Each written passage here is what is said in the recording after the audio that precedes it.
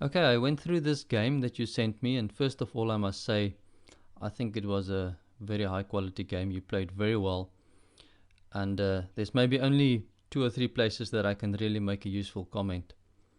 And while going through the game, I'll stop at the place where I think you maybe could have made some slightly better moves. Okay, yeah, you castled. Of course, nothing wrong with the move. However, I think you should play d5 right away to get the space advantage in the center.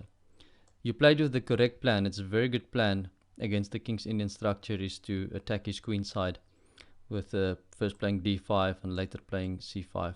So that's definitely the right idea.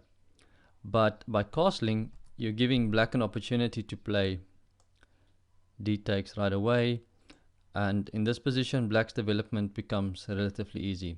Okay, it's not a typical King's Indian structure anymore, but the advantage for black is that his development becomes easier, and white doesn't have this straightforward plan of just attacking on the queen side anymore. So that's why I would, in this position, I would have played d5 right away. Sorry, I mean the position where you castled. Instead of castling, I would have played d5 right away. Okay, castle.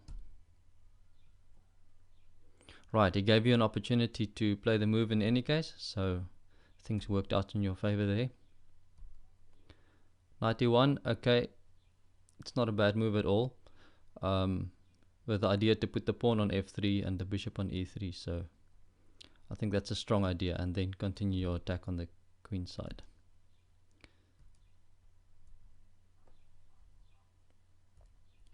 c5, okay, very good idea. Okay, yes, black should counter-attack here on the king side. And I see in the rest of the game he didn't actually get the time or take the time to continue his attack here on the king side, and that's part of the reason why he never really got any counterplay.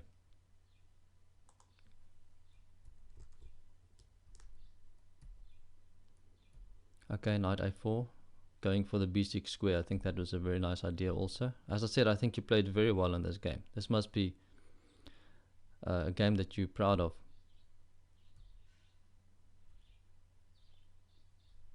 Okay, queen c7.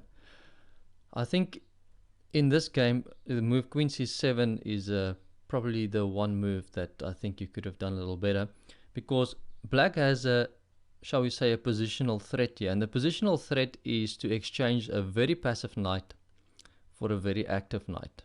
See, the position of this knight is much better than the position of this knight, and black is threatening to make an exchange here. And that is why instead of playing queen c7, I think you could have played knight takes d7. You see the difference if you play queen c7 now. The difference is that black still has this knight on c8. And I think this position is significantly better for white than when you play queen c7 right away. Okay, and so black makes the exchange. And white still has an advantage here, but not as much as it could have been if you exchange that other knight for the bishop. You can see in this position you would much prefer black having a knight on c8 than him having a bishop on d7.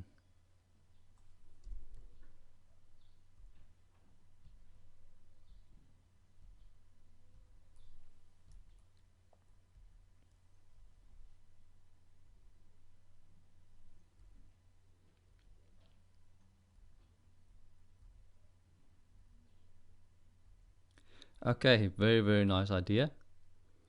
And it's probably the best move in the position as well. I checked this position on the engine, and the engine agrees that this is the best move.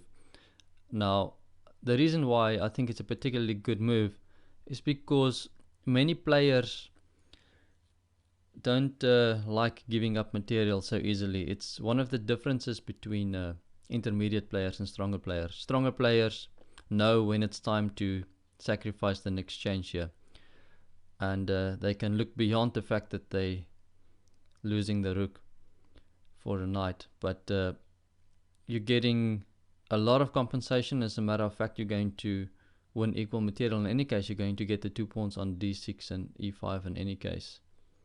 So I think this is where you got a big advantage in the game.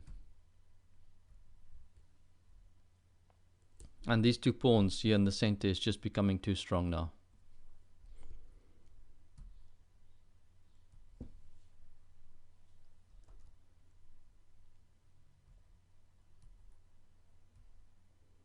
Right, and now the winning plan I think is pretty straightforward.